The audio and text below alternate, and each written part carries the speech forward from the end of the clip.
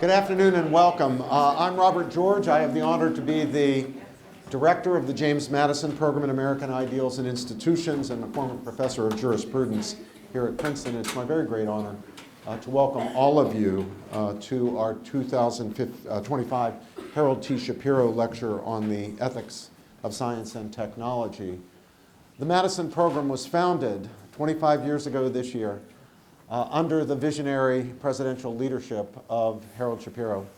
There is no way that I can thank Professor Shapiro enough, but I want to make at least some effort. He's with us this evening, and please join me in expressing our gratitude to President Harold T. Shapiro. Harold, where are you? Raise your hand. There he is. Thank you.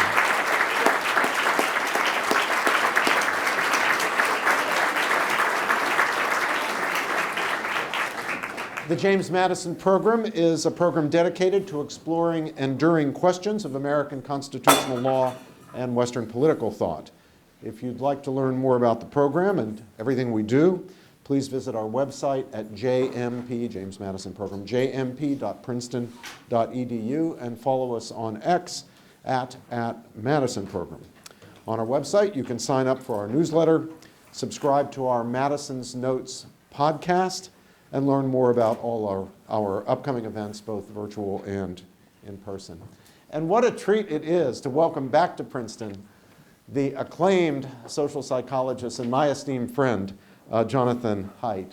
Jonathan is a professor at New York University's Stern School of Business.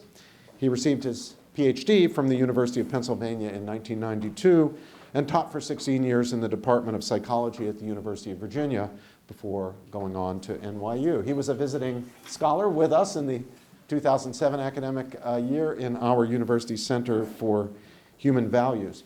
Now, since 2018, Professor Haidt has been studying the contributions of social media to the decline of especially teen mental health and the rise of political dysfunction. In his most recent book, The Anxious Generation, subtitled How the Great Rewiring of Childhood is Causing an Epidemic of Mental Illness, he brings to light what he calls the great rewiring of childhood, in which play-based childhood has been replaced by phone or device-based childhood. Professor Haidt continues to push, advocate for reforms to help our young people to be restored to mental health and to avoid the mental health crisis that the generation we are now educating seems to be mired in. Professor Haidt is interested in getting to the roots of the intuitive foundations of morality, and he's interested in the question of how morality varies across cultures and across ideologies. His mission is to help people to understand each other, to live and work together, and even to learn from each other in the face of differences of politics, morality, religion, culture. He's co-founded several organizations and collaborations that apply social psychology to that end, including the wonderful Heterodox Academy, I'm proud to be a member myself, the Constructive Dialogue Institute, and ethicalsystems.org. He's the author of The Happiness Hypothesis, subtitled Finding Modern Truth in Ancient Wisdom, and of The Righteous Mind, Why Good People Are Divided by Politics and Religion. He's also the co-author with our great friend Greg Lukianoff of the Foundation for Individual Rights and Expression of The Coddling of the American Mind, subtitled How Good Intentions and Bad Ideas Are Setting Up a Generation for Failure. He's published more than 100 academic articles, which have been cited nearly 100,000 times. He is a member of the American Academy of Arts and Sciences and a recipient of the Berry Prize of the American Academy of Sciences and Letters. Professor Haidt's lecture today is entitled Far Beyond Mental Health, What the New Phone-Based Life is Doing to Human Development, Social Capital, and Democracy. As I say, it's such a treat. Please join me in welcoming Professor Jonathan Haidt.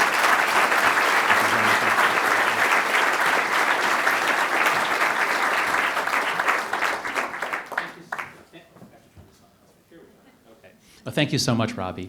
Before I get started, it's important that everybody be able to see the slides. And so I would encourage people who can't see the slides to come down. There's a couple of levels of stairs here that would be good to sit on. There's a couple over there. And I put 2 stools there. Maybe you can sit there. So please, if you can't see the slides on the corners, please do come down and take those spaces. So it is a real pleasure to be back at Princeton. As Robbie said, I was here visiting for a year. It was just an absolutely idyllic year. Our son had just been born in July of 2006, and 2 or 3 months later, we packed up and moved to Princeton. We lived at 70 Alexander Street, right behind the McCarter Theater, and I would take my son out in a baby Bjorn at 6 a.m. when he woke up and wander through these gorgeous buildings and gardens. And it wasn't just the physical space of Princeton. It was the fact that in my entire academic career, I've never been anywhere else where there were often 3 events I wanted to go to at the same time. I mean, the intellectual life here is incredible. And a lot of them were Madison program events.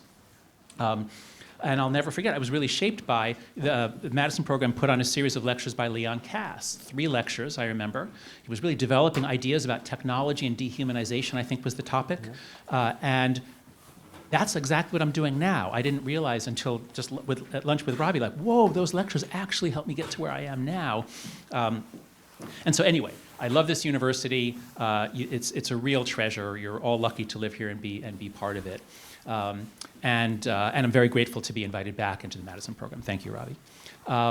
So now what I want to talk about today is a huge transformation that I think is happening.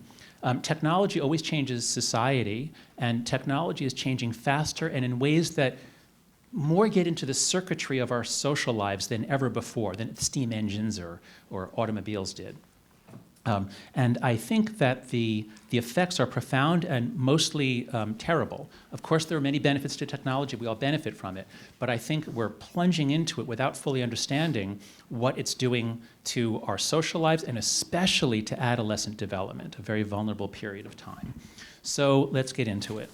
What I'm going to talk about today, so I wrote the book, The Anxious Generation, really focused on the relation between social media and mental illness, especially anxiety, depression. That was the core of the book. And I looked at some other harms as well.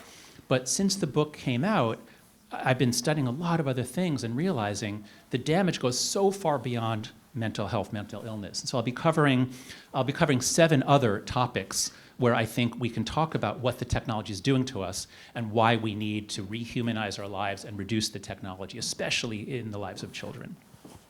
So let's get started. I think in metaphors, I write in metaphors, I teach in metaphors. Metaphors help us understand a target domain that we're puzzled by in terms of a source domain that we're familiar with. And so roots growing on a tree, we can all imagine that. You can see in this picture, the roots, they go out, and clearly they were tracing out, oh, there's water in these cracks, and so the roots grow along those lines of water and permeability. And so the environment really shaped the way those roots grow. Here's another image of a tree. This is a tree that grew up behind a Civil War era tombstone, and presumably when the wind blew, the bark got scraped, and then the tree grew around the tombstone.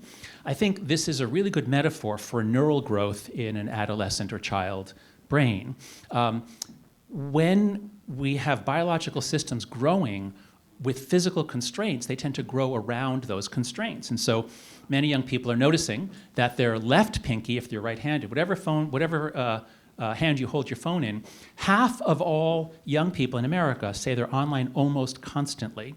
And so if you always have your phone in your left hand, it might be that your pinky is going to grow around it. Now, so first of all, how many students here, how many of you are Princeton undergrads? Raise your hand if you're a Princeton undergrad. Okay, so you probably don't have phone pinky, and the reason I know this is because my NYU students also, they're not super heavy users of phones. If they were, they would never have gotten into NYU or Princeton. So I'll bet you guys don't have phone pinky. But it's not just the pinky.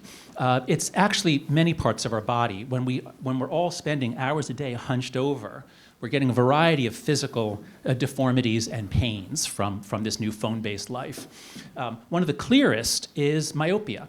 The human eye, the genes don't tell it exactly how to grow. They start the ball rolling, and then there's stimulation coming in, and evolution expected. It was all outdoors. And as kids move indoors and spend more and more time on screens, their eyeballs are lengthening, so the focal point is no longer on the retina.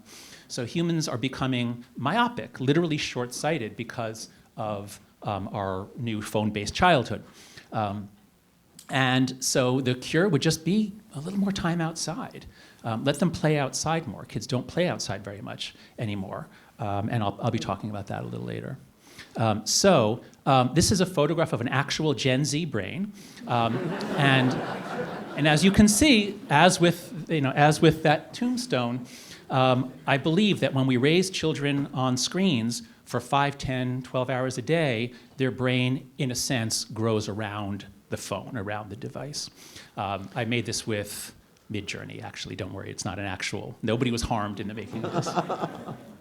And so the story that I tell in the book is very simple. It's a tragedy in 2 acts. In Act 1, we gave up the play-based childhood, beginning in the 80s, but really accelerating in the 1990s. And then in Act 2, the really dramatic pinnacle is these 5 years, this very brief period, I'll come back to it, when everything changes and now childhood is phone-based by 2015. And so I can summarize the book in this single sentence, that we have overprotected our children in the real world and we've underprotected them online. Oh, good, I can use this as a monitor, and so I don't have to always turn my head. Okay. So let's get into it. I just went through some physical harms, and there are many others that we could talk about. But now let's move on to mental illness, which is the main area where we have very good data. We kind of know what's going on, and I'll explain why I think it's caused by the move to phone-based life. So here we go. Many of us college professors noticed something was different in 2014, 2015. The students coming in were very different from the students that had been there in 2012. In 2012, everybody was a millennial. But in around 2013, 2014, depending on how you count it, Gen Z begins to arrive, and they have slightly higher rates of these things. What's the yellow line? That's psychological disorders. That's the big difference between the millennials and Gen Z. Millennials have very high rates of psychological disorder, especially anxiety and depression. So this is also data from college, nationally representative data merged at UCLA from college health centers.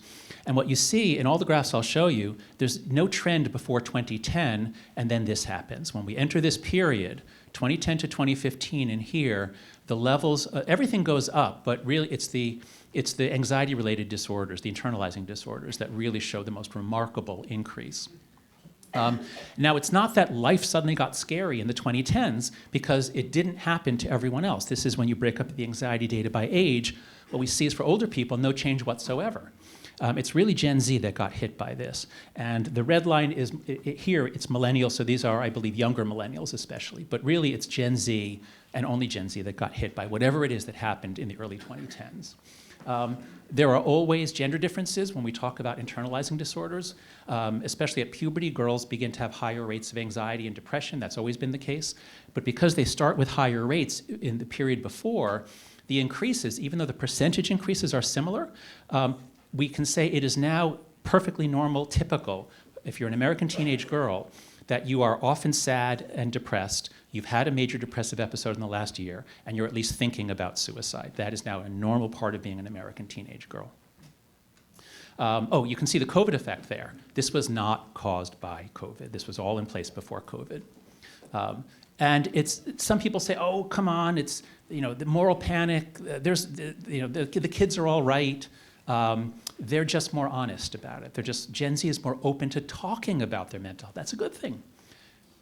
Plausible hypothesis, but if that was the case, it was just changes in self-diagnosis, then it wouldn't show up in behavior. But when we look at objectively measured behaviors, such as being taken to a hospital emergency room because you cut yourself deliberately, what we see, and we always see the biggest increases in the preteen girls. Whatever it is, it's zoomed in on preteen girls. They get by far the largest percentage increases, so this happens.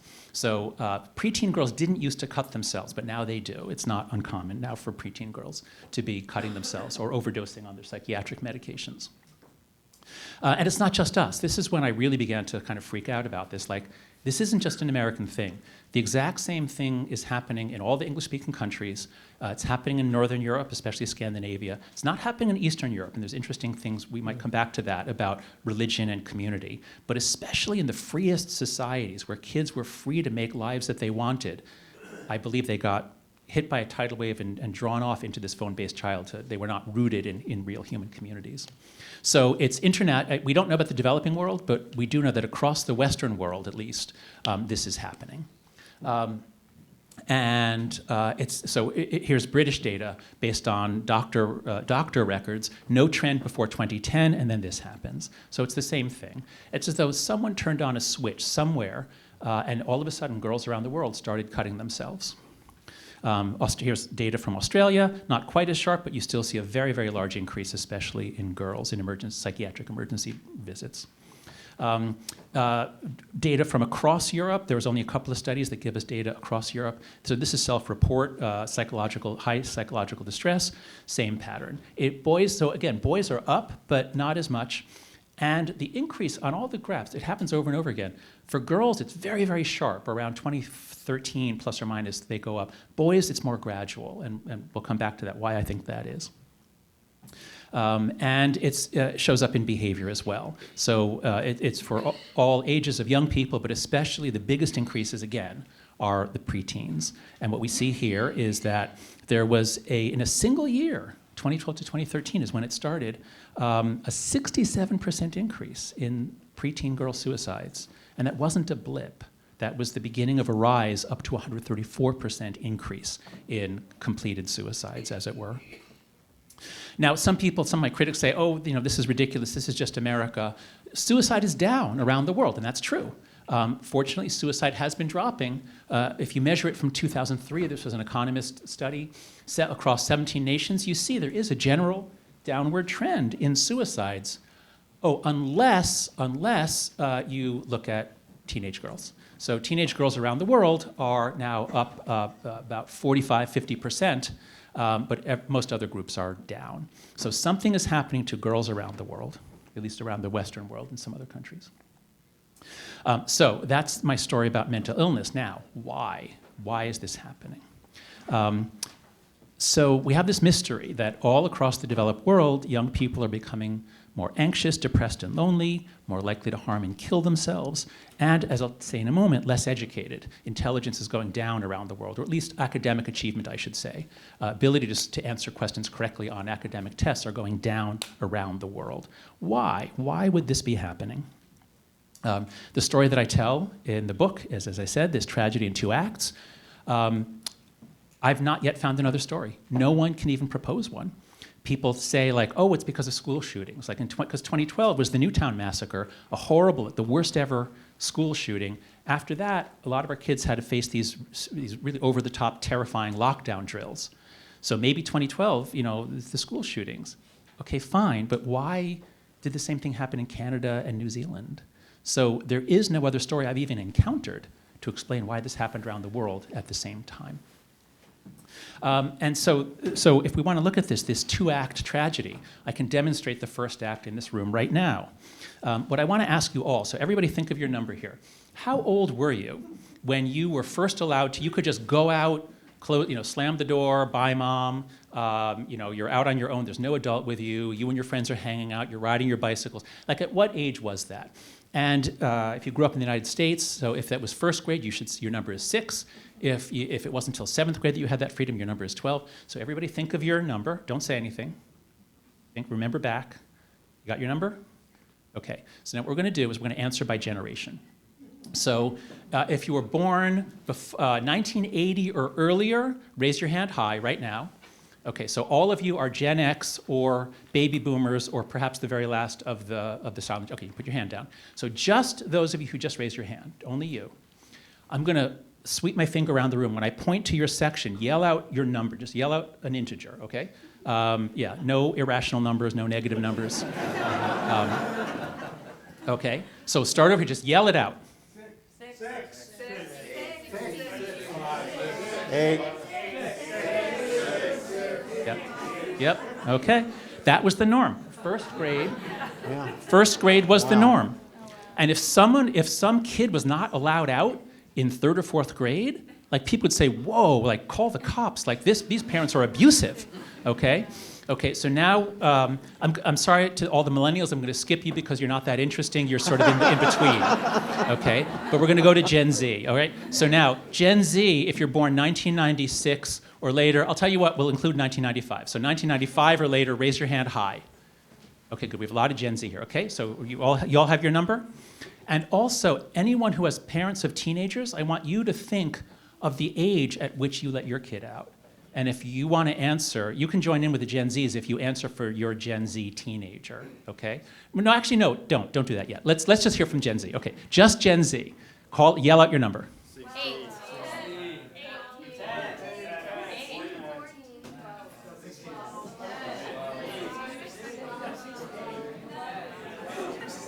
Okay, so you see the difference. It's mostly double-digit numbers. There were a few 8s and things like that, but it's mostly, this is what I find all over the country, it's mostly between 5th and 7th grade is when we let our kids out.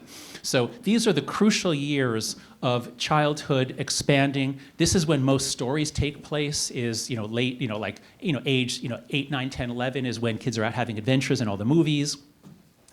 This is a really crucial age at which kids are expanding out from the nuclear family or whatever the local family arrangement is, and they're exploring, they're having adventures, they're taking risks.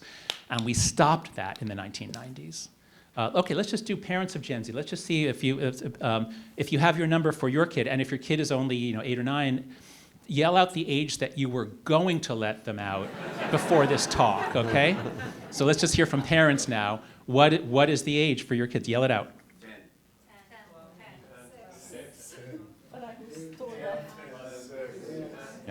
Okay, all right. So there are a few 6s, but again, mostly double digits. So we've had a massive change. Just as childhood got really safe, the crime wave ended in the 90s. Drunk driving got way pushed down in the 90s. Things got really safe. Death rates are way, way down. And we freaked out about child abduction and said, we don't trust our neighbors anymore. We're not letting you out until you're 10, 11, or 12 years old. So that's the first act of the tragedy. We lose the phone-based childhood. But no problem, because computers are so fun. They're coming in right now. So these are graphs of technology adoption. For communication technologies, there's always a decade in which everyone is getting it, which makes everybody rush to get it. So everyone's getting radio or color TV. Now, personal computers, you see, came in more slowly than these other ones, because originally you couldn't do much with it. You could do WordStar, you could do some simple video games. But then you get the internet, very slow dial-up, but now there's a synergy, and so now people are online, and guess what happens to teen mental health? Nothing. And guess what happens to democracy around the world? It gets better. The 90s were amazing, and we all thought the internet is going to be absolutely amazing. So the first wave, there's no sign of harm. So we're all techno-optimists. And our kids are learning to program computers. They're doing amazing things. They're starting companies. So the first wave kind of fooled us because it really was marvelous. The internet is amazing, and very few people want to give up the internet. And so we didn't notice it when this second wave was very, very different. We get social media, MySpace and Friendster and Facebook around 2003. Super, super fast adoption, especially once the smartphone comes out, 2007. Super duper fast adoption. And so this is the period of the great rewiring here, 2010 to 2015. This is when everything changes, and this is when teen mental health plummets, and this is when democracies begin to decline around the world as well. Now, you can really see the change if you zoom in on the technology. In 2010, so suppose you were born in 1995, you're the last year of the millennials. How did you go through puberty? Well, in 2010, you probably did not have an iPhone. It was out, but it wasn't that common yet in 2010. So you probably had a flip phone or a basic phone or a Nokia, something like that. So millennials, raise your hand if during puberty you had some sort of a phone like that. Raise your hand. Okay. And millennials, raise your hand if when you were in middle school you had a smartphone. Not possible because it wasn't available, okay? So you went through puberty with no front-facing camera, no internet, no Instagram, no attention economy. The phone maker wasn't trying to keep you on the phone all day. That wasn't their business model. By 2015, everything's different. So if you're born in the year 2000, now when you're 15 in 2015, everyone has a smartphone. Everyone, all the girls have Instagram. Everyone has a front-facing camera, unlimited data. Millennials had to pay for texts, right? So you couldn't, I mean, it was an issue. It was only a few cents, but it was an issue. But now, by 2015, you can be online all day long, as half of our kids are, constantly, almost constantly on your phone. And that, I believe, is what changed. And so this change, the technological change, this crucial 5-year period, was embedded in the longer story that I was telling you about the rewiring of childhood. Before 1990, childhood happened, the most exciting things, all the best parts were outside with your friends, unsupervised. You could be having adventures, taking risks. And Gen X, you probably remember, in the 1980s, if you found an extraterrestrial, you would just ride around town with it. Like, just something that we did, right? It was normal, right? But that would not happen today, because now childhood is like this. And if you're a boy, you can't go over to your friend's house if you want to play, because then you can't play video games. You have to go home, so you have your headset, your controller, your screen. So childhood now is largely solitary and screen-based. How's that working out for them? Not well. I can show you the Great Rewiring in a different form. This is time use data collected by the Bureau of Labor Statistics. And what we see is that when we break it up, as these researchers did, when we break it up by age group, what we see is that young people, the youngest group in the survey, they used to spend a lot of time with their friends. 2 hours a day they would spend with their friends. This is outside of school and work. And then and of course, older people, these are all the older groups. They're married, they're working, they're not, like the TV show Friends, that was never realistic. People had to pay rent. So older people were not spending 2 hours a day with their friends on average. But what happens when we go through the Great Rewiring is this. Time with friends, no change really, not much change for the older groups. Oh, until here, 2019 to 2020. So you see the COVID effect, the bend? Well, I want to point out that the 2019 data point, of course, was taken before anyone knew about COVID, and the 2020 data point was collected in May at the peak of the lockdowns. Do you see the COVID effect on Gen Z? No. It just kept falling at the same rate it had been before. And what I take from this graph is that Gen Z began social distancing the day we gave them iPhones, and they were almost done by 2019. COVID comes in, they just finish the job, but it was the same rate of dropping as before. So childhood with friends is no longer a common thing, and even in school. In school, most schools until this year, most schools allowed kids to have their phones on them. My kids went to New York City public schools. The rule is you're not supposed to use your phone in class unless you hide it in your desk or behind a book or go to the bathroom. And even this, whatever this is, this 45 minutes a day, it's not really 45 minutes a day, because even when they're together, they're largely on their phones. So this incredibly rapid change in human childhood that happened across the developed world is happening now in the developing world as well. This incredibly rapid change has had profound effects on almost every aspect of development: social, sexual, intellectual, everything. And so in the book, I have a whole chapter on what I call the 4 foundational harms. The social deprivation I just showed you, sleep deprivation has very serious effects on brain development, attention fragmentation. I actually believe this is going to turn out to be the biggest one, even bigger than the mental illness. The fact that young people are having a lot of trouble staying focused for 10 or 15 minutes. I noticed, just a few months ago, that a lot of my students were getting up to go to the bathroom during class. Now, in a 75-minute class, it used to happen maybe one student would get up, they had some special need, but usually people could hold it in for 75 minutes. And I finally, I finally asked them, like, are you so hydrated that you can't do this? And some of them said, well, no, I just can't sit still. I can't focus for that long. I'm not even going to the bathroom. I'm just walking around the hallways. So I think the devastation of the ability to pay attention is going to turn out to be even a bigger cost to society than the mental illness. And behavioral addiction, which we'll come back to, very, very serious. For each of these technologies, somewhere between 2 and 10% of the kids, especially boys, become behaviorally addicted, compulsive use that they can't stop. I have a whole chapter. I mean, the harms, there are so many different avenues of harm, I don't even have time to go through them all. But the reason why social media harms girls more than boys is that they're on it more, and social media zooms in on exactly girls' vulnerabilities. If you think about the worst, women in the room, what grade was the worst grade? What's the worst grade to be a girl? Just yell it out.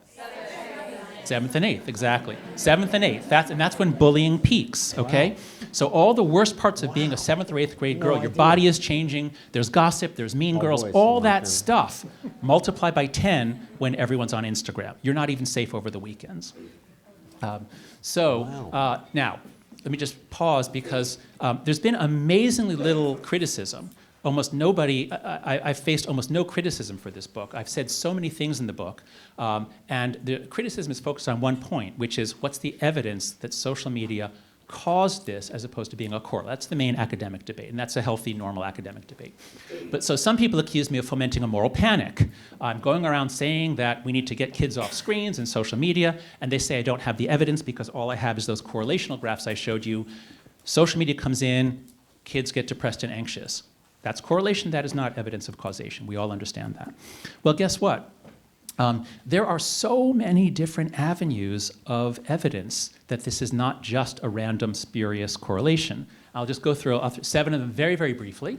The first is that the companies themselves told us what they were doing. At least they said so in their internal memos, which have been obtained by various attorneys general in the lawsuits against these companies. And I have a whole Substack post. I hope you'll follow my Substack. It's free, afterbabble.com. We have a post, TikTok is harming children at an industrial scale. The quotations from what their internal studies find, they know what they're doing. They talk about it, and then leadership generally says, maximize engagement. You can't do this reform. We have to maximize engagement. So this is evidence of causation from the perpetrator's own mouths. Second, young people say it's a problem. When I was a kid, we watched too much television. People were upset about that. But if you asked young people, do you want to be freed from television? They'll say, hell no, we want more of it. But you ask young people, you ask Gen Z, what do you think about social media? What do you think about your phone-based life? And the general view, and we've got survey evidence of this, is very negative, but they say, and my students say this very directly, but I can't get off because everyone else is on, and I will be excluded, I'll be alone. As one Gen Z poet said, I should forget her name, she says, we know it's poison, but we drink anyway. So Gen Z generally has very negative views. We did a survey, 48% of Gen Z, we asked the question, would you rather that this technology was never invented? For the smartphone, it was like 15 or 18%, same thing for the internet. For TikTok, it was 48%. 48% of Gen Z said they would prefer that TikTok had never been invented. They see that their life would be better. But they have to be on it because everyone else is on it. The third is that the parents say that it's causing. There are thousands of kids who are dead now, and their parents are suing these companies.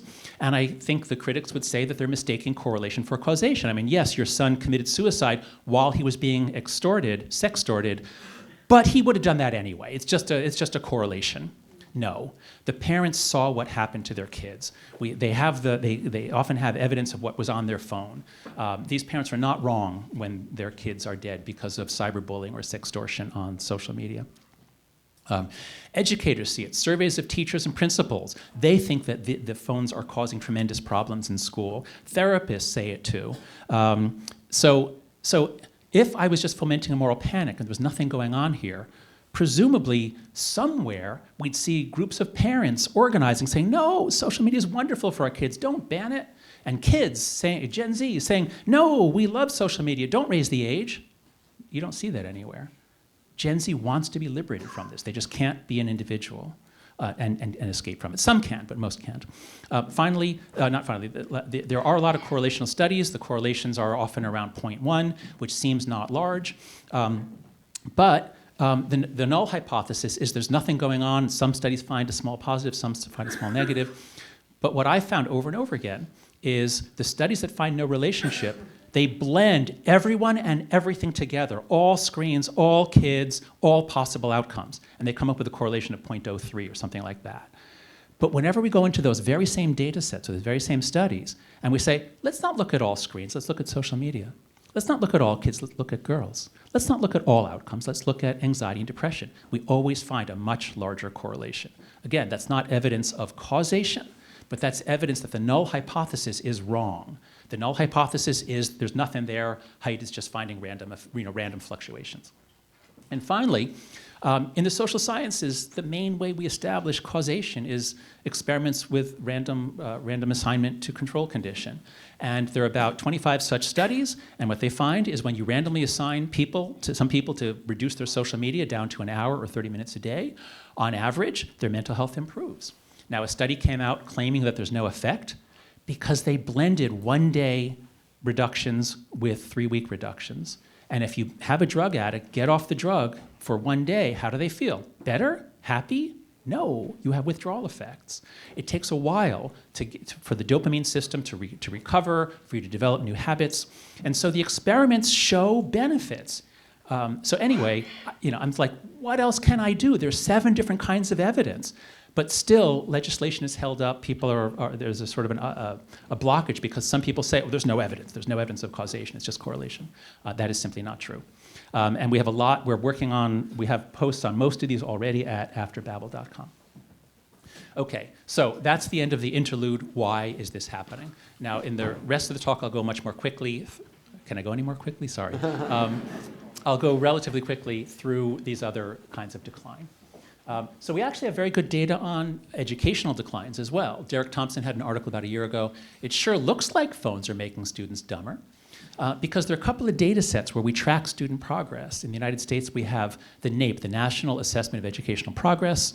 And what we see is that America made slow but steady progress. It's not huge, but it is a general upward trend despite demographic headwinds like decline of marriage and family stability.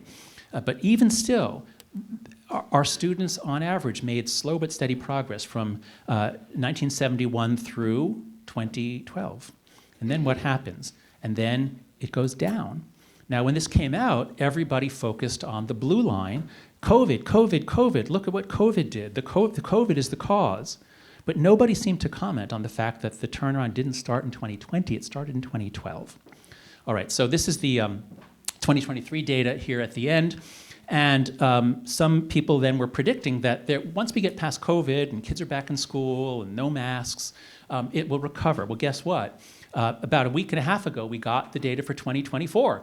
And look what happened. It just continues. And I want to point out, and we see this in a lot of data sets, if you're looking at the upper end, whether you're looking at the upper end of academic performance or the upper end of income, family income, the drop is relatively small. But whenever you look at the bottom quarter or even the bottom half, the drop is much larger.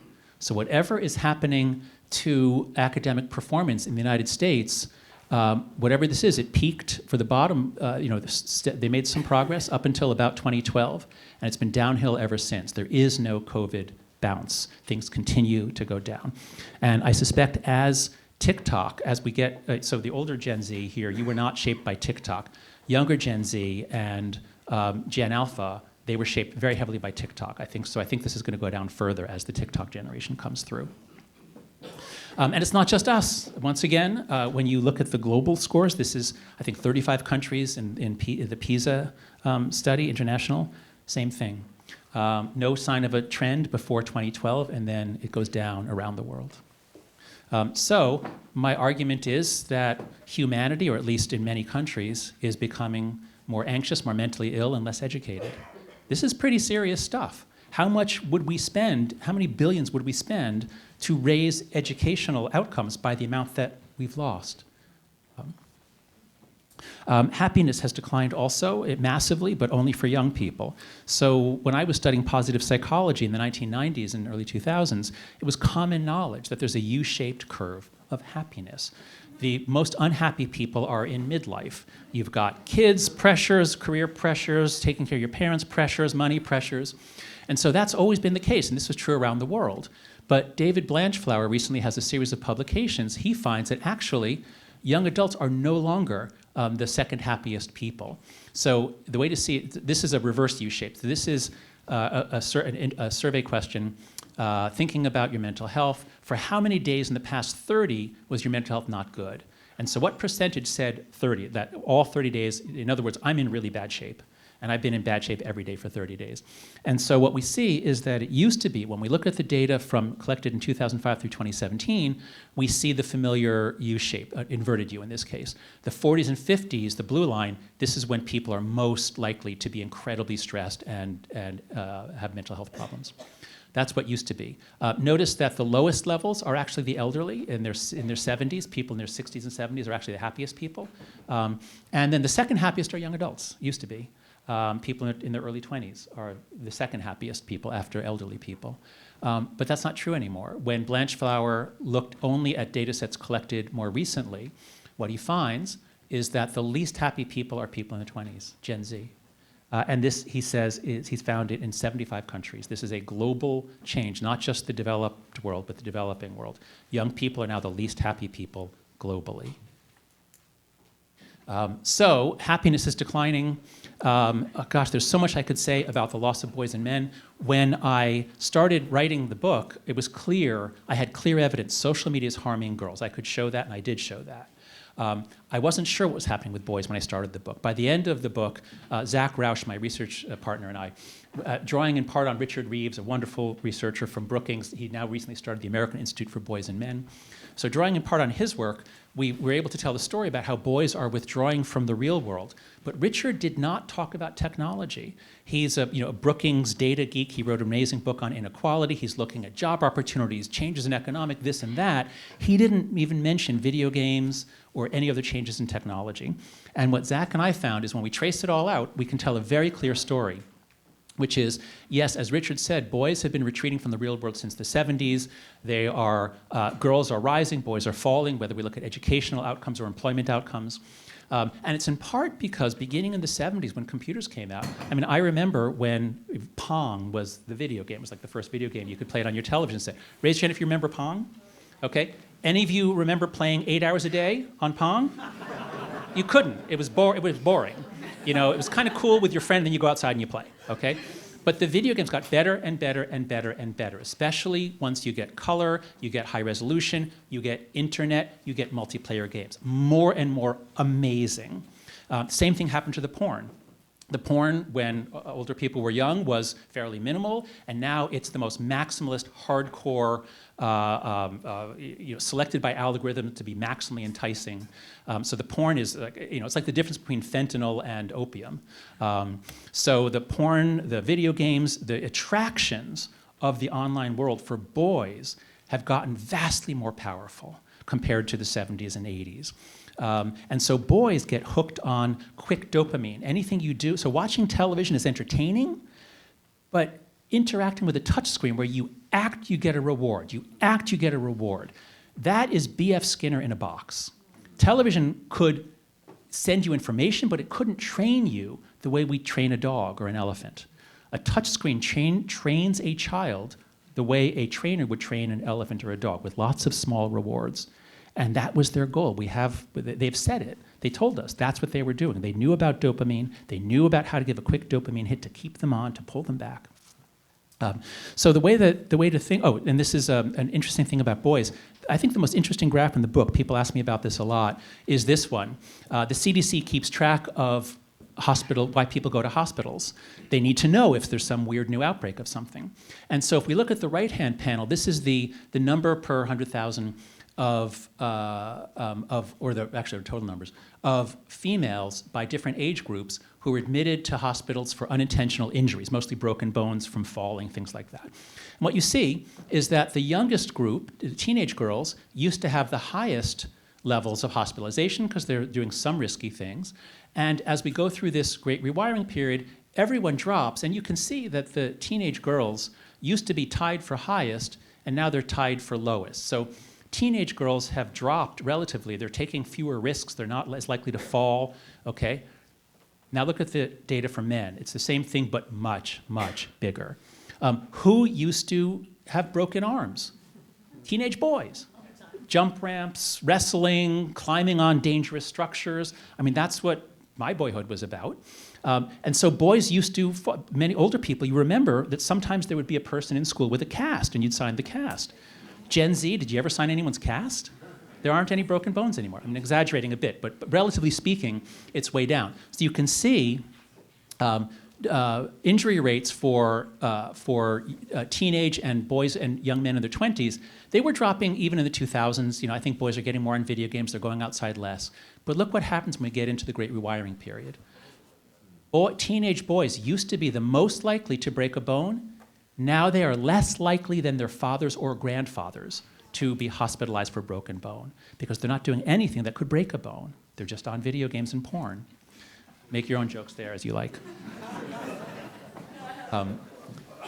So the way that I'm thinking about this now is boys now are surrounded by fish hooks that are designed by the most powerful and brilliant companies in history, using the most advanced AI technology to figure out exactly how to keep a boy on video games and exactly how to lure boys and men onto porn. And then as they get older, it becomes vaping. And then as they get older, late teens, although apparently you can get around this sometimes, sports betting. All of this is aimed at giving boys quick hits of dopamine.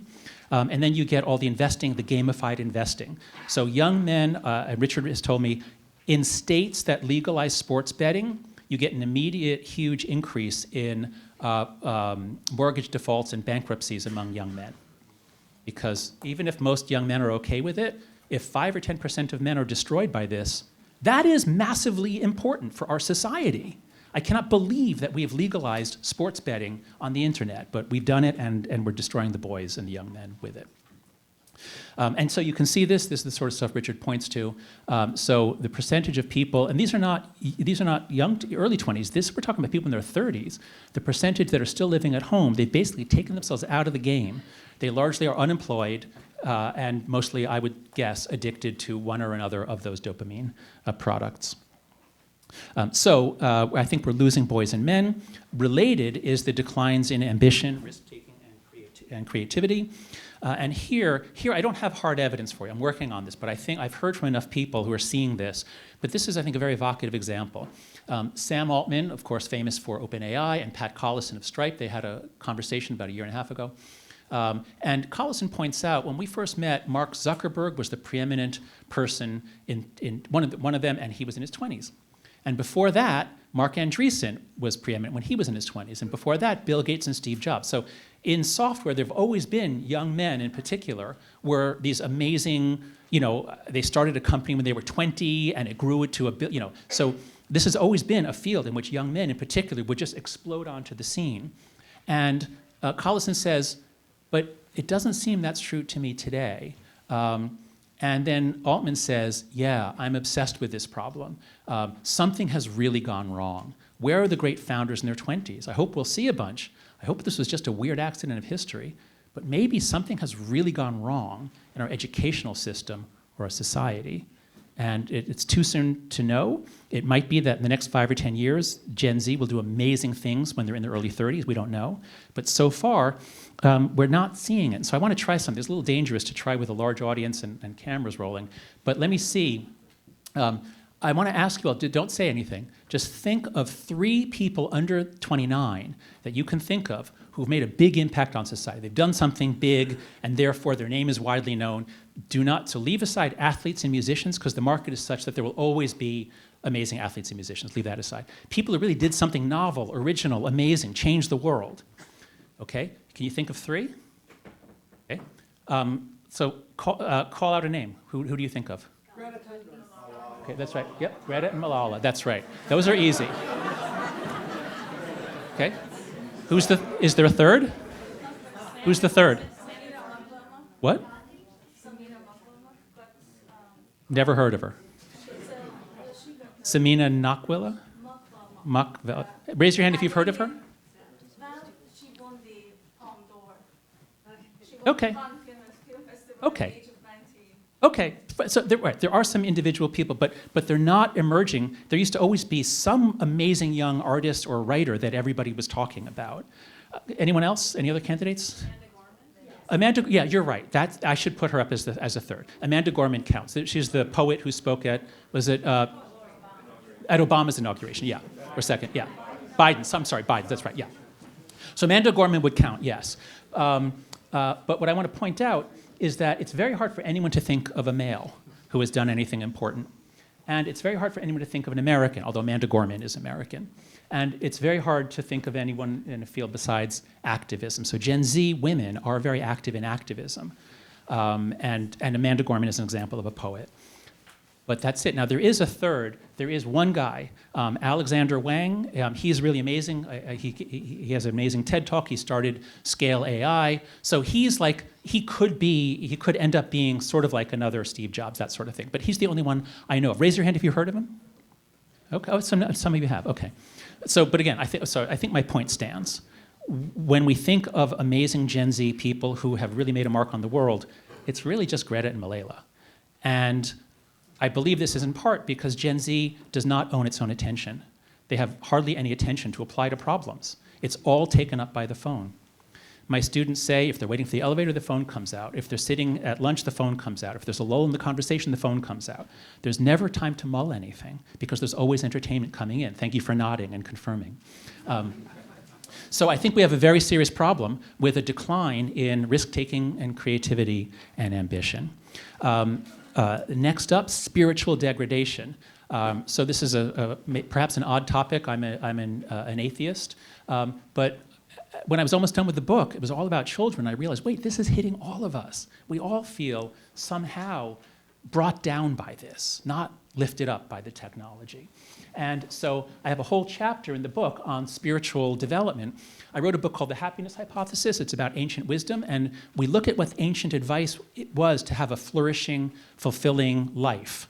And it's about, it's these things. I won't go into them all in detail, but the ancients urged us sometimes to quiet down, slow down, meditate, don't always be rushing. They urge us to be slow to anger, quick to forgive. So you look at all these things. Imagine growing up online, spending 5 hours a day on social media, which is the average for American teens. 5 hours a day on social media. There's not a moment of stillness, silence, or focus. And the message on social media is, you better judge now quickly, because if you don't judge now, someone's going to judge you for not judging them. So in almost every way I looked at, growing up online pushes young people in the opposite direction of ancient spiritual and philosophical practices and wisdom. Lastly, as Pascal said, there's a paraphrase, but it's pretty accurate, that there's a God-shaped hole in every heart. And I believe that's true. I actually believe that humans evolved to be religious. And I write about this in my book, The Righteous Mind. I do think we have a God-shaped hole in every human heart. Now, I think it got there by evolution. Others think it got there because we were created by God and we long for Him. Whatever it is, imagine raising kids today, imagine growing up in the last 10 or 15 years, what gets into your heart? What's the stuff coming in? Just to give you one example, this is I still can't get my mind around this. So there was this big battle between OnlyFans influencers. This one Gen Z OnlyFan, performs naked for money and does sexual things for money online. She decided to have sex with 100 men in one day. Now, the mechanics of that are kind of hard to imagine, but we're told that she gave each man 2 to 5 minutes to do the deed. But if she does that, that puts pressure on the other OnlyFans influencers. And so, not to be outdone, this was December, so in January, this woman sleeps with 1,000 men in a single day. Again, the mechanics are unimaginable. I don't know how she did it, but the point is, in an attention economy, everything's monetized. The motivation is be more and more outrageous, extreme, violate norms. And so when we say, where are the ambitious Gen Z doing creative things, I think this is it. So instead of this. And finally, the decay of the foundations of democracy. So in 1989, one of the greatest events in my lifetime, we thought the Cold War would never end, and then boom, it was over. And we began thinking, well, maybe this is the end of history. We beat fascism, we beat communism. There's no alternative to liberal democracy, we thought. And then the internet comes in a few years later, and we all think, this is going to be the best friend of democracy. Yeah, good luck, China, keeping out the internet. You'll never do it, we thought. So we thought this was going to tear down dictators. And sure enough, the number of free countries, democracies, increases during this period. And the peak is 2011, when we think social media is going to taking down dictators in the Arab Spring, and social media is fueling social movements for justice. So we all think, wow, social media is the most amazing gift to democracy. But that's not quite what happened. I've argued in a series of Atlantic articles that changes in the technology made things super viral. And once the technology becomes super viral, it's a whole new universe of influence. So I have an article from 2 years ago called Why the Past 10 Years of American Life Have Been Uniquely Stupid. And it's about how social media, in a sense, knocked over the Tower of Babel. So in 2009, things really changed, although we don't notice it for a few years. Facebook introduces the like button, Twitter the retweet button. Suddenly everything becomes super viral. Every other platform copies these innovations. And now your Facebook is not what your friends post. Now it's about the news feed, algorithmicized for maximum engagement, which means maximum anger. And so social media becomes much more inflammatory after 2009, takes a couple years to sort of filter in.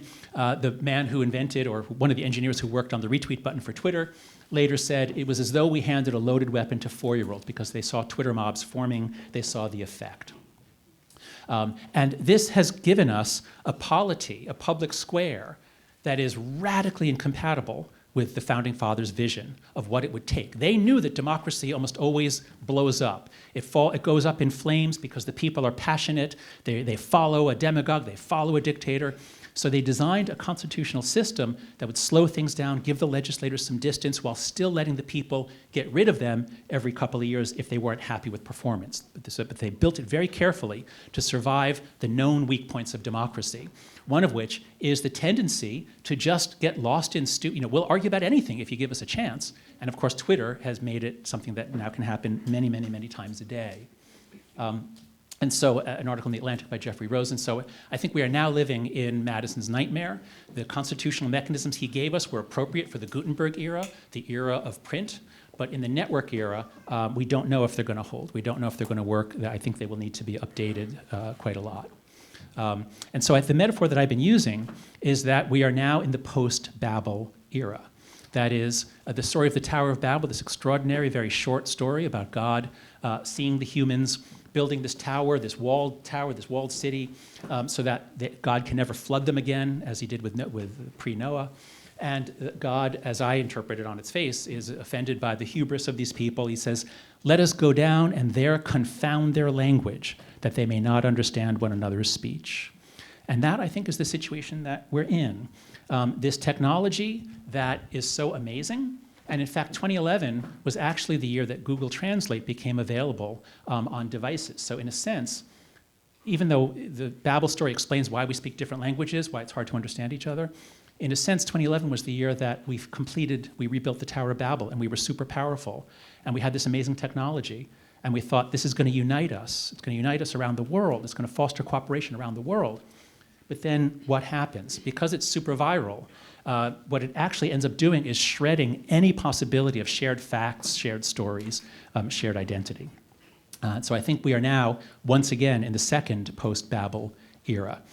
Specifically, I believe the technology has given us a loss of shared facts, loss of trust, mob dynamics, cancel culture. Legislators now are supposed to have some distance, but instead they check Twitter as soon as they make a speech. And the people responding are not their constituents. They're just random people on Twitter. And then finally, we have this loss of unsupervised play, which, as I argue in the book, is the best preparation for self-governance. That's how kids learn to make rules, legislate, adjudicate, cooperate. Free play, unsupervised free play, is absolutely crucial for human development, especially democratic virtues and skills. But what will become of the American experiment in self-governance if we don't let young people ever practice self-governance? We're always there to judge, adjudicate, punish. In many universities, there are signs around telling students how to report their professors if they say anything that offends them. So these bureaucratic innovations, they persist all the way through college to undermine self-governance. So very briefly, ethical implications. because that was, I sort of realized at the last minute that was like the title of this like lecture series, that I need to talk about ethical implications. So yesterday, I mean, there's so many, but yesterday I just thought of the ones that I think would be best to bring up in this academic community is the implications for education. So if change is now so fast that the social sciences can't keep up, I'm in this long argument with other researchers about whether early Facebook was causing depression. And it's all moot because AI is going to swamp everything and we'll never be able to study. I mean, we'll always be 5 or 10 years behind. So the social sciences, I believe, are unable to keep up with what's happening. We move at a glacial pace in the academy. Also, the social sciences have been warped by a loss of viewpoint diversity. This is something Robbie and I have been working on for a long time. Robbie is a co-founder of the Academic Freedom Alliance. I'm a proud member of that. So the social sciences, anything that has any vague left-right implication, the social sciences have become unreliable because views that question the progressive position can lead to social punishment or ostracism for anyone who says it. And so this is what Robbie and I saw. It's always been there to some extent, but it really got severe in 2015 during what was essentially a cultural revolution, very similar in some ways to the Chinese Cultural Revolution. So our universities are not as useful. We desperately need them, but I think they're less useful. As they're falling in influence, the tech companies are now achieving levels of influence that are far beyond, I mean, I don't know if it's beyond, but at the level of J.P. Morgan back in the 1890s, whenever that was. And so they're able to push more and more technology on kids, including in schools. I'm just getting interested in educational technology. It looks as though the one-to-one policy, which we thought was an equity thing, let's give every kid a laptop in front of them. Let me tell you, I teach graduate students and undergrads at NYU. I finally had to implement a policy. No screens of any kind because they can't handle it. They say, I used to make them pledge, I will only use my computer for class-related purposes. Everyone would stand up, they'd pledge, and they couldn't do it. The TA would sit in the back row. She said, half of them are online shopping, they're texting, So if people in their late 20s can't handle the technology and pay attention to a class at the same time, how are 10-year-olds going to do it? But we stuff our schools full of computers, and then we're surprised that the kids are learning less and less? Of course they are. They're so distracted, they cannot focus. So I think the trends here, the educational trends are bad, and young people are arriving at college with higher levels of anxiety, unprepared for life, and then we do very little to toughen them up. We send them out, and the employers say they're not ready for the workplace. So therefore, I think while the problems of our democracy are very, very difficult, I don't know what to do. But the problems affecting young people, Gen Z and Gen Alpha, are actually very tractable, and we could actually solve this for almost $0 just by raising the age of social media to 16 and delaying when we give kids smartphones until 14 and having phone-free schools and sending them out to play. Those are the 4 norms. They cost $0. We could do them tomorrow, and guess what? The phone-free schools is happening at lightning speed around the country and around the world, and that gives me hope that the other norms are going to follow. So this is our goal. This is our plan. So in conclusion, I believe that it's not just young people's brains, but our entire society and way of life is reconfiguring itself, is growing around the phone, the same way this tree grew around this tombstone. And I've argued that this is causing harms and problems and challenges far beyond the mental illness that has been at the center of the discussion. And so that is my talk to you. I hope that you'll go to these sites for more information.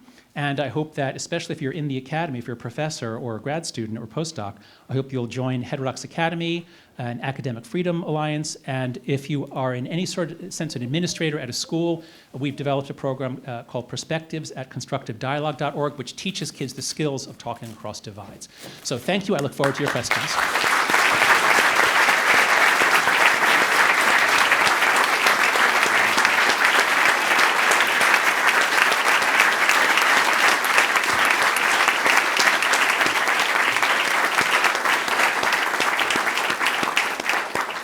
Thank you, John. Now we have some time for questions. Our practice in the Madison program is to recognize students first for questions, but we're non-discriminatory. Princeton undergraduates, Princeton graduate students, visitors from other colleges and universities. I know we have a few students from other places with us. High school students who are here, I think we have a few of those. So the floor is open to students for now. Danielle, Shapiro. You mentioned Jonathan will give you the microphone, and over here we got Christy with the microphone. Yeah, I was just wondering, you mentioned at the beginning that there were some parts of the world that have exceptions, particularly Eastern Europe. I was just wondering if you can touch on that and why those, if there's any implications. Okay, no, thanks for asking. I said that and then I dropped it, but it's very important to bring it up. And Robbie and I were talking at lunch about the role of religion and spirituality. And I said to him that we have data showing that religion is protective. And so here's what I think is happening. When we look internationally, in Europe, Eastern Europe is the only part we've seen where the mental health stats are actually getting a little bit better on average. In Western Europe, they're getting worse. In Northern Europe, even worse. All the Anglo countries worse. And so right there you'd say, well, maybe it's, Eastern Europe's the only part of the world, or at least of the Western world, that's getting more religious. Religion was wiped out or suppressed by the communists, and it's actually kind of making a comeback, I'm told. And even within European countries, the most religious countries are the ones that show the shallowest increase, so religion seems to be playing a role. And I say that, now that's just interpreting from different national graphs, but I say that with a little more confidence because we see the same thing in much more high-resolution data in the United States. So the main survey that many of us use is called the Monitoring the Future study. It's been going since the 70s, originally just high school seniors, asked hundreds and hundreds of questions, and then we can track what high school seniors in the United States have said since the 70s. And we can track when the depression spike happens. And there's a particular question, a very poignant question. I feel that my life is useless. And it used to be that 9% of high school seniors said yes to that question. And then right around 2011, 2012, it doubles very, very quickly. And whenever we break up these numbers, so we plot those graphs like I showed you, whenever we break them up by politics or religion, we always find the same thing, which is everyone is worse off, everyone is going up, but the kids who say, there's another question, religion is important in my family, and the kids who say yes to that question, they only go up a little. The kids who say no to that question, they go up a lot. And we ask, they ask only seniors about politics, whether you're liberal or conservative. And when we look at the conservatives, they go up a little, the liberals go up a lot. And especially secular liberal girls are the worst off of all. And I interpret this to mean, so a lot of my early work on political psychology was about how conservatives have a more binding morality, more limits, more bind yourself into the family, go to church, visit your grandmother, clean the table, do your chores. And progressives tend to be more permissive, more freedom-oriented. And so I think that explains all of these patterns, that human beings need to be rooted in a moral community that is binding, restraining. I'm a huge fan of Emil Durkheim. He's really my favorite social scientist. We need to be bound in. Even if we think we want freedom, we do better off when we have a certain amount of constraint. That's what Durkheim showed in his book, Suicide. And so in the freest, loosest parts, where kids had a lot of freedom, and they were allowed to just spend the day online, they're the ones who got washed away after 2012. So I think that's what's happening. Does that make sense to you? Wow. Okay, thanks. Yes, thank you, Danielle. Other student question? Yes, sir. Christy will hand you a phone. Sorry, a microphone.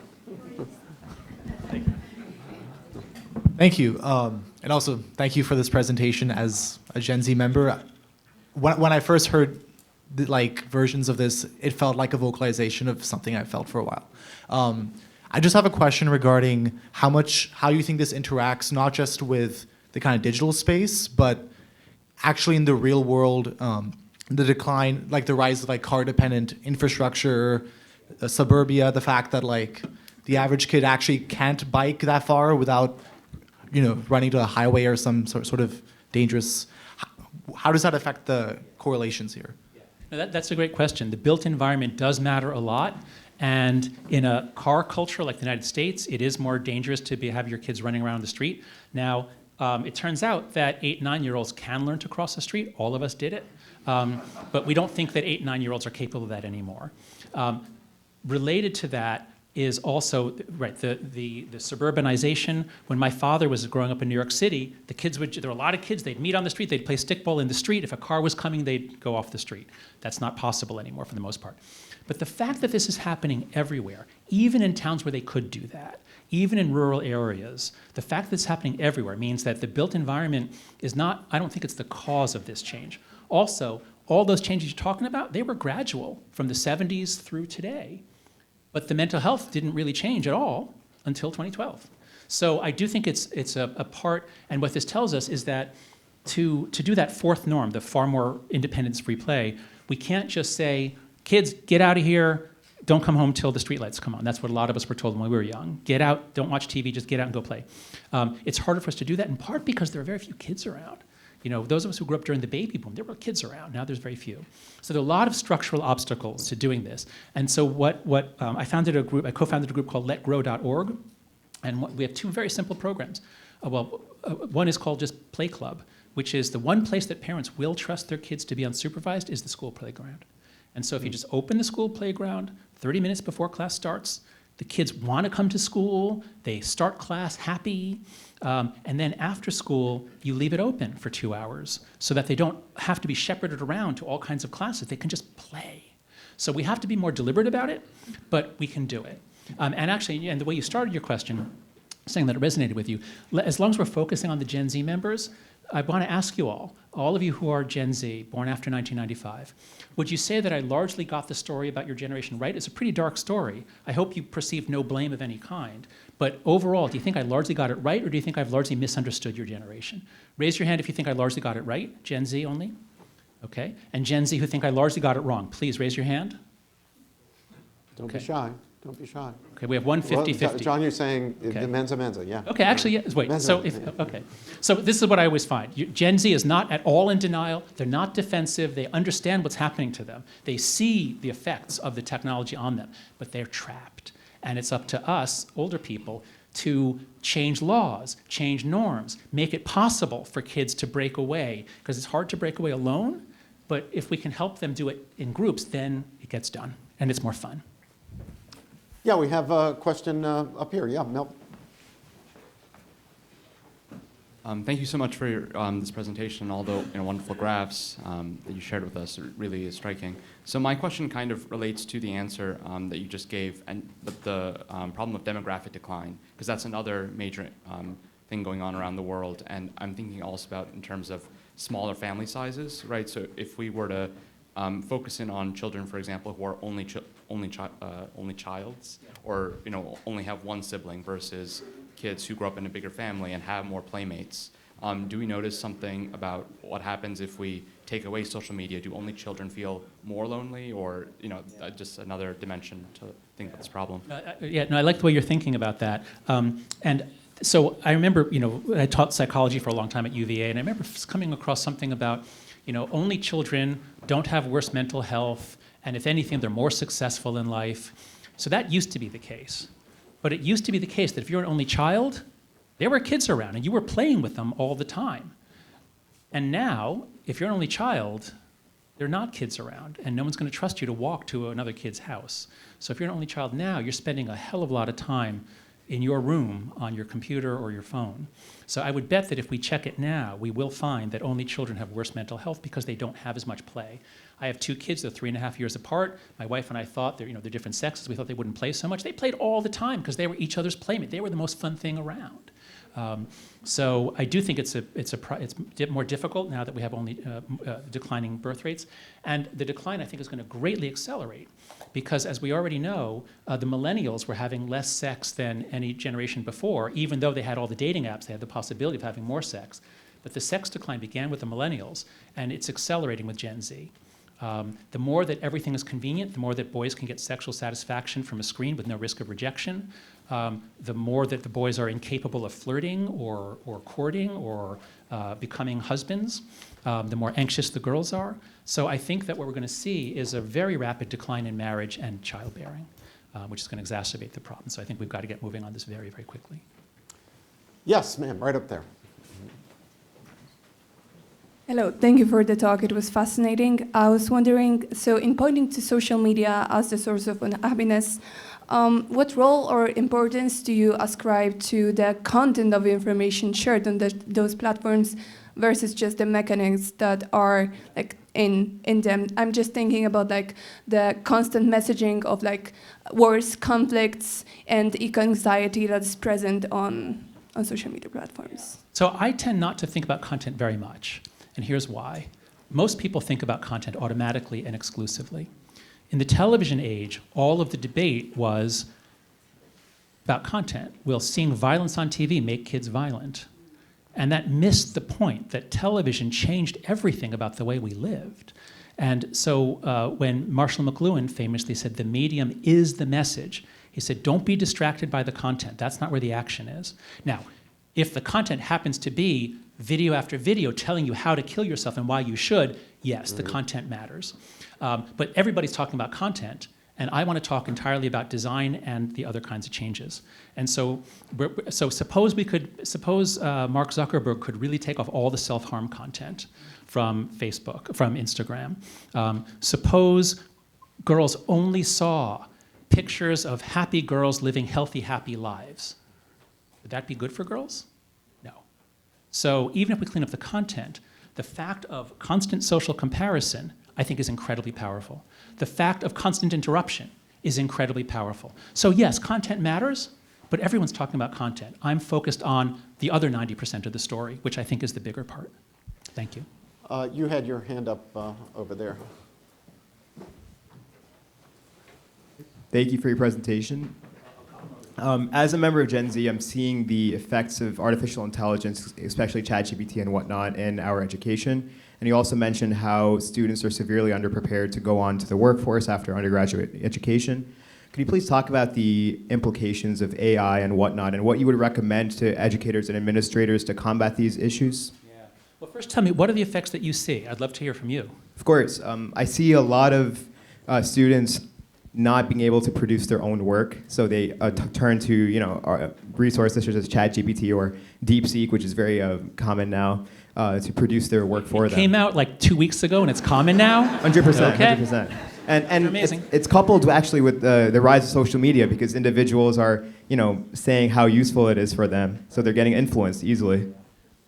So yes, students are increasingly using AI to write their papers, and pretty soon we professors are going to start using it to grade it. So basically, we can just have the computers talking to each other. We can all go home.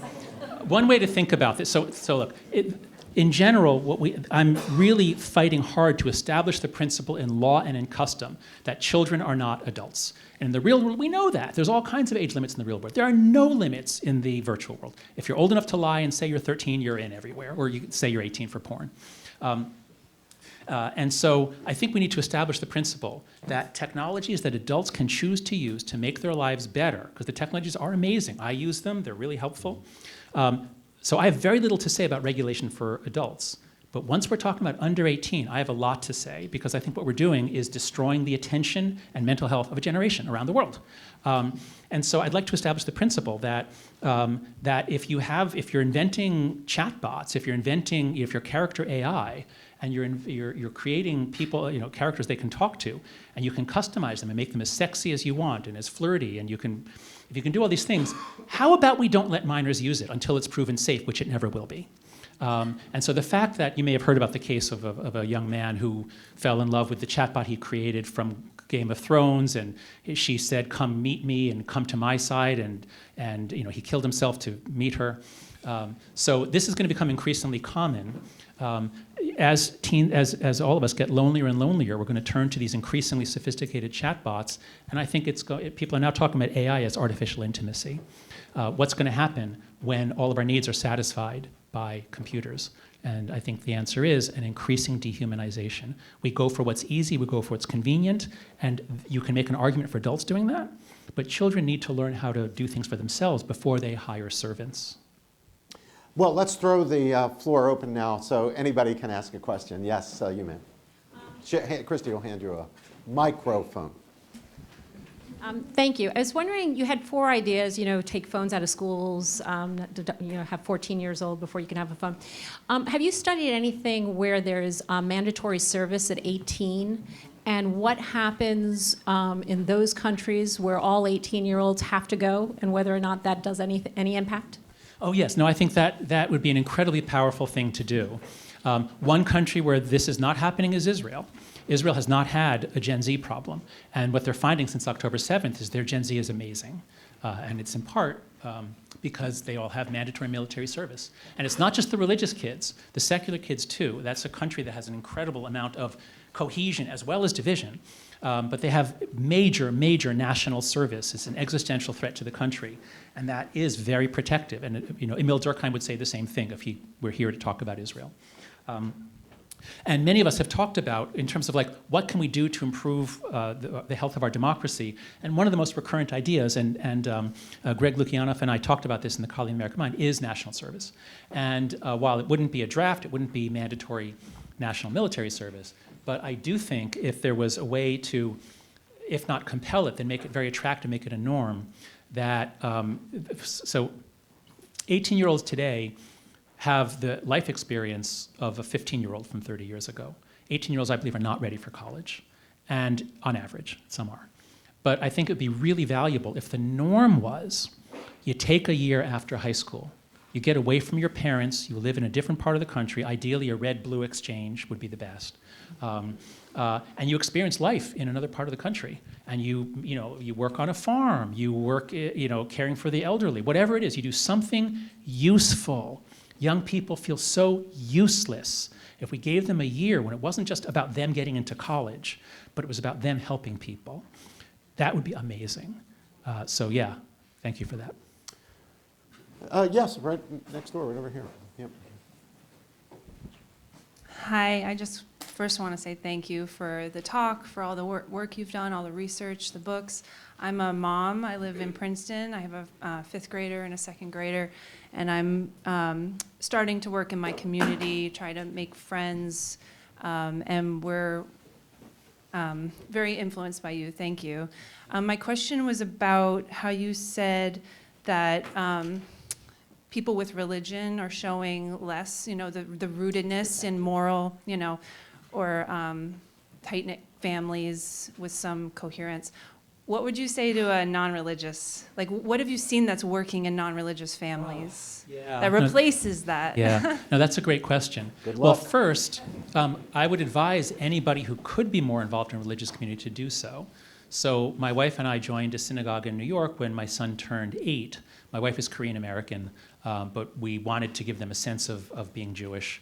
And we're not very involved in the synagogue, but just like, but we go sometimes, and I'm glad that our kids, even though of course it's very boring to sit through services, but there's a discipline, there's an exposure to a moral order. And so if you possibly can get involved in an actual religion, I would urge you to consider it.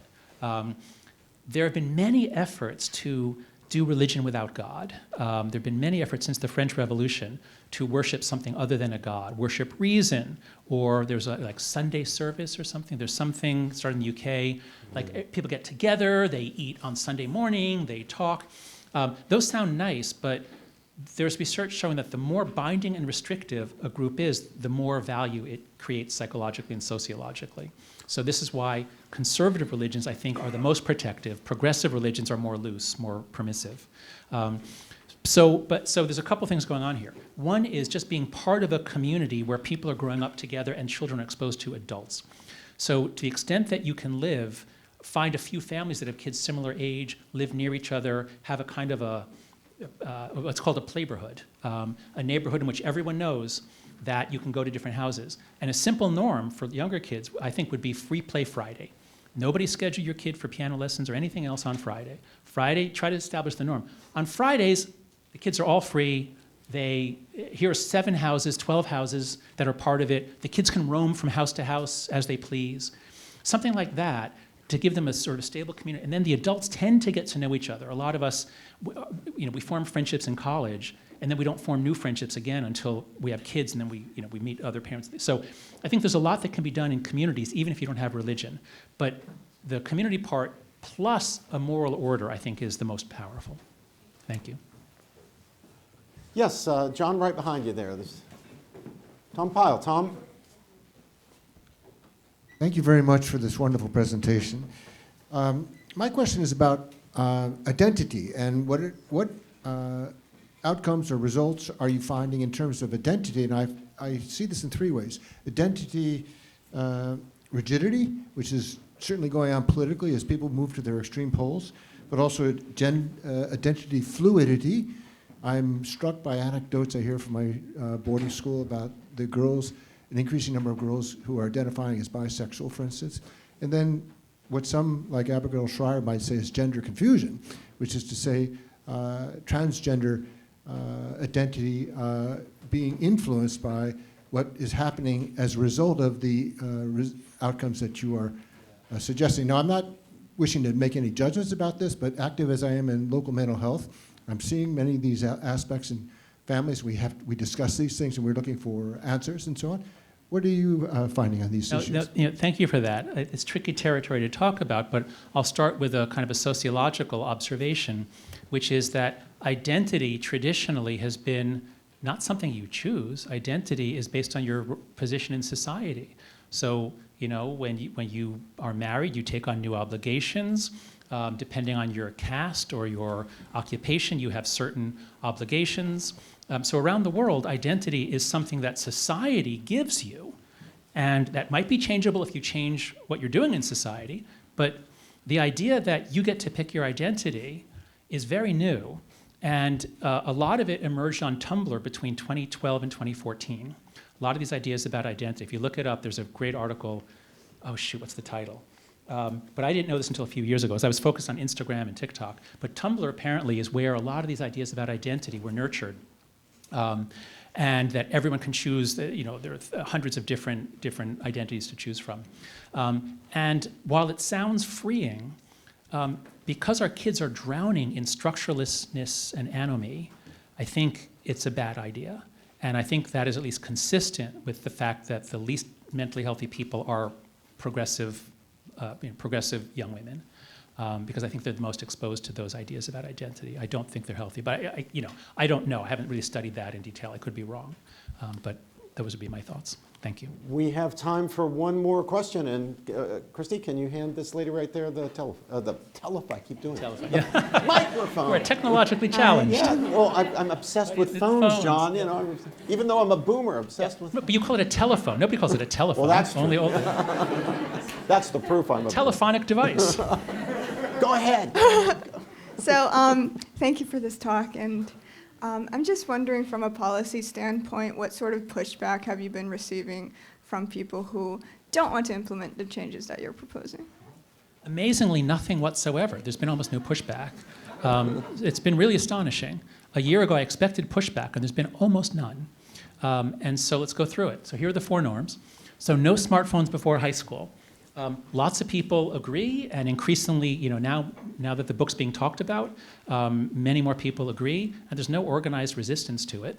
There's a group, Wait Until 8th, but I've told them, please change your name to Wait Until 9th, because high school, we don't want this in middle school, and the name Wait Until 8th was picked because it rhymes, Wait Until 8th. Oh. But it's a great program because it gets people to all agree that we're all going to do this. Anyway, so on the first norm, no pushback. It's not being super widely adopted yet, but it's only been 9 months since the book came out, so I think that's going to happen this year. The second norm, raising the age to 16, is never going to happen in the US Congress, but it's happening in the states. It gets challenged, it'll go to the Supreme Court, we'll see. More importantly, Australia did it, and a lot of countries are going to copy them. So that'll take effect next December, and we'll see. If they manage the implementation, then lots of countries are going to do it. And if half the world does it, then the platforms are going to have to do age verification, and they will. They can do that. Phone-free schools, 0 pushback. The one argument is, well, what if there's a school shooter? And then the answer is, yes, we as parents would all want to hear from our kid if there was an emergency, but we have to do what's best for the kids, not for us. And what the school safety experts say is the last thing you want in emergency is for everyone to be on their phone. You want them to do what they were playing. So anyway, I can go into, this is a question, that's the only real argument I've gotten is, what about a school shooter? And then the fourth one, more independence, free play, and responsibility, no objections. Everyone kind of agrees, they just don't want to do it because it's scary. So we have to work on that. And so go to letgrow.org if you have young kids under 12, I'd say. Go to letgrow.org, lots of ideas for what you can do to give your kids a more independent childhood. On that Thank topic, you. John, you mentioned to me at lunch, and I think people would be interested in hearing this, that public policy people you're working with include Sarah Huckabee Sanders in Arkansas and Gavin Newsom in California. That's a pretty broad spectrum. And, yeah, and Hochul and the governor of Virginia, Glenn Youngkin. So this is a totally bipartisan issue. It's been the most wonderful, refreshing thing. I've been working on political divides for a long time. It's very depressing. Suddenly we find something, you know what? All parents agree. This is terrible. We need to do something. And it's totally bipartisan. This is part of why I'm actually really optimistic. I think we're really going to change this because everyone sees it. And they want to do something. We just need a coordination device. That's why I'm proposing these simple norms as a coordination device, and people seem to be gravitating to it. So Please thank join you me all in for your expressing our gratitude.